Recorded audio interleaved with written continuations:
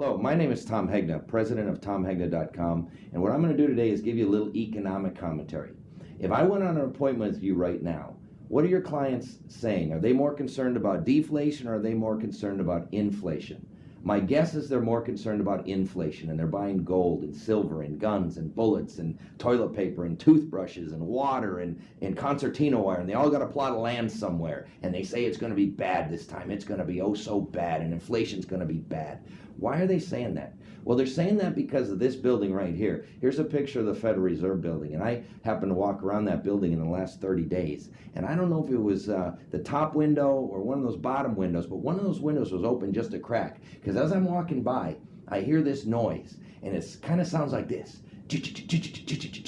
So I walk around the corner, and I hear, you know what they've been doing in there? They've been printing. What have they been printing? They've been printing money 7 days a week, 24 hours a day. This country has printed more money in the last 2 years than we've seen printed in the history of this country. Now, you're not all economics majors. I'm an economics major. So let me take you back to Econ 101. What happens to the value of a dollar every time you print another dollar?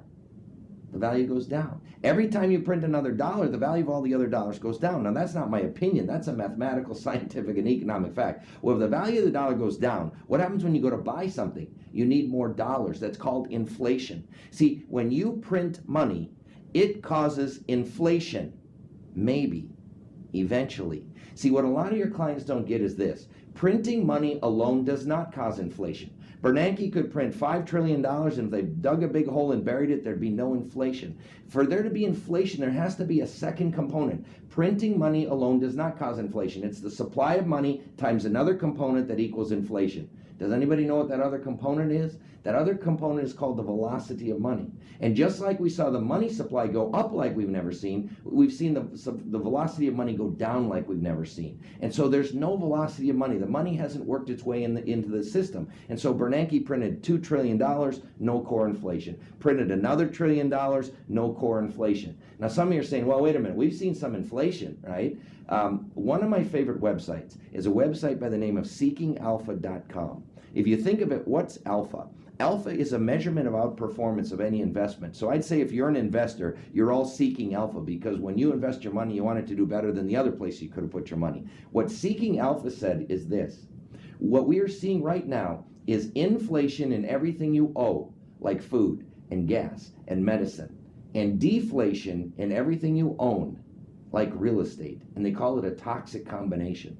So let me give you a case right now that inflation may not be the biggest concern of your clients, that deflation may continue to be the largest concern, and that we may be in a low rate environment for a long time. Now, I know not all of you believe it, but let me ask you a question. How long has Japan been in a zero interest rate environment? Over 25 years. We could easily see a zero interest rate environment for 5, 10, 15 years. Now, some of you don't believe it, so let me make this case. Before the earthquake and the tsunami in Japan, before the Arab Spring uprisings, there was something going on in the streets of Greece and the streets of France and the streets of Ireland. What was going on in the streets of Europe?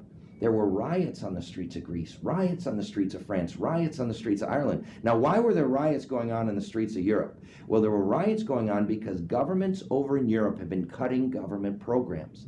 In fact, Seeking Alpha, you know what they said one of the best investments you could make over the next 15 years is? Tear gas, because of all the riots that are going to happen around the world as these governments are forced to cut these programs. And the cuts on these programs are highly deflationary, they're not inflationary. See, I would argue that we are witnessing literally a bubble bursting before our very eyes. You all remember the dot-com, dot-bomb bubble, and NASDAQ crashed, it's never come back. The housing bubble, I don't know how it's affected your area. I can tell you it's devastated my state of Arizona. Yeah, 4 years ago, you could buy a beautiful 6-bedroom, 5-bath house on a golf course, pool, jacuzzi, office, theater room for $1 million. Today, you can buy that exact same home for $200,000. Homes in Arizona are going for 20 cents on the dollar. But there's another bubble that's bursting right now. I call it the government bubble. See, governments around the world for the past 30 years have overpromised. And for the next 30 years, they're going to be in the business of underdelivering. And this underdelivering is going to be highly deflationary, not inflationary. See, the way it worked in Greece was basically like this. When you were 55, you got to retire and get $50,000 a year for the rest of your life. Unless you're a woman who had a baby, because that's very stressful, then you got to retire at 45. Well, obviously that was unsustainable. They blew through all that money, and so now they changed the rules. They said, now you got to wait till you're 65, and instead of getting $50,000, you're going to get $30,000. And what happened? The people hit the streets. They said, no, you can't touch my Social Security. You can't touch my Medicare. Have you heard that before? And then you got this whole European euro crisis going on that's affecting the banking industry. And what a lot of Americans don't get is this. They say, well, who cares? Just let Greece go. Oh, really? If Greece goes, then Portugal goes. If Portugal goes, then Italy goes. If Italy goes, Spain goes. If Spain goes, Germany goes. If Germany goes, we go. It's all tied together. And my point is, this is a very serious situation. And this has the potential of being a depressionary impact on the entire world. So don't take this lightly, but this is a highly deflationary event. Now, eventually it may be inflationary because the Europeans might borrow Bernanke's printing machine and start printing some euros to get themselves out of it. But initially it's highly deflationary. All I can say is I'm glad the problems are all over there and we don't have any problems over here, except that we do. New York is broke. New Jersey is broke. California is broke. Illinois, I got news for you. You're broke.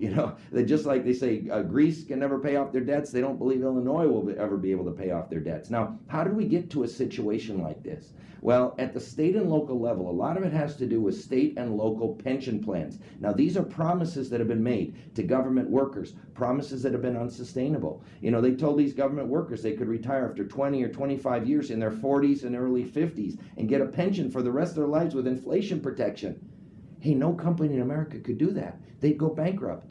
Oh, well, so now the state and local governments are going bankrupt. You see, all these pension plans that have been promised, you're going to see cuts. You've already seen it in the state of Wisconsin. You're seeing it in the state of Ohio. Here's what I have to say to you. Coming to a town and state near you. And all of these cuts at the local level and state level are going to be deflationary, not inflationary. All I can say is I'm glad our federal government's okay, except that it's not. We're $14 trillion in debt. We have $44 trillion of unfunded Social Security and Medicare obligations. You add Medicaid, you're at $68 trillion. You add state, local, and federal promises made that can't be kept are over $100 trillion. Now, I don't know if you saw the Business Week article a few weeks ago. It said why it's worse than you think. They threw Fannie Mae, Freddie Mac, military pensions. They threw a bunch more stuff in there. You know what their total was? $213 trillion.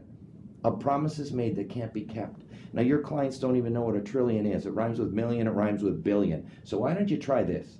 If $1 equals 1 second, $1 million equals 11.5 days, $1 billion equals 32 years, and $1 trillion equals 32,000 years.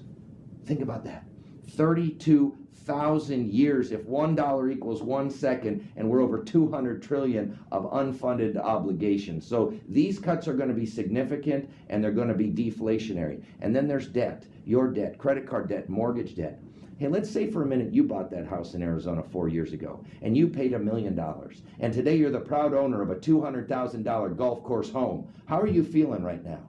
You're probably feeling a little grumpy. That's the way we're all feeling in Arizona. If you got friends in Arizona and they seem grumpy, it's them. It's not you. We're all that way. But what if you dropped your keys in the mail, like all these other people are doing? They call it jingle mail. There's so much of this stuff going around. What happened to that $800,000? It's like you put it through a shredder. See, here's the deal. All your clients are watching Bernanke printing $3 trillion. There's 25 to 45 trillion that has to go through the shredder on the other side. And they don't see that. And that shredding of money, this deleveraging, is highly deflationary, not inflationary. The federal debt and deficit is out of control. The only good thing here is it no longer matters if you're a Democrat or Republican. It doesn't matter. Now it's all about math. We need a math party. We need a party that can add and subtract. And so whether you're Democrat or Republican, cuts are coming, they're going to be significant, and they're going to be deflationary. Home prices have not stopped falling, they're double dipping. Even in Arizona, 20 cents on the dollar is not the bottom. That is a deflationary sign. Home construction, new home construction is at the lowest on record. That is deflationary. Home vacancies are near the highest on record. Deflationary. Unemployment, underemployment are numbers we have not seen since the Great Depression. Those numbers are deflationary. Now, if you're looking for like a turning point where interest rates could go up, inflation could come back, look for these two things.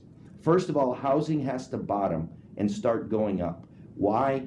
Well, in times of inflation, what happens to real assets? Remember, homes are real assets. They call it real estate. What happens to real assets in times of inflation? They go up. They don't go down. And the other thing is unemployment has to come down. So if you start seeing unemployment coming down, housing bottoming and going back up, that's potentially an inflection point. The last thing I'll share with you is this. You spend the most money in your life between the ages of 46 and 50. Why? Because you got 2 kids in college. You got the biggest house you've ever had. He's driving the Beamer. She's driving the Mercedes. Every year after that, you will spend less and less and less and less. Think of your parents. Think of your grandparents. So now let me ask you a question.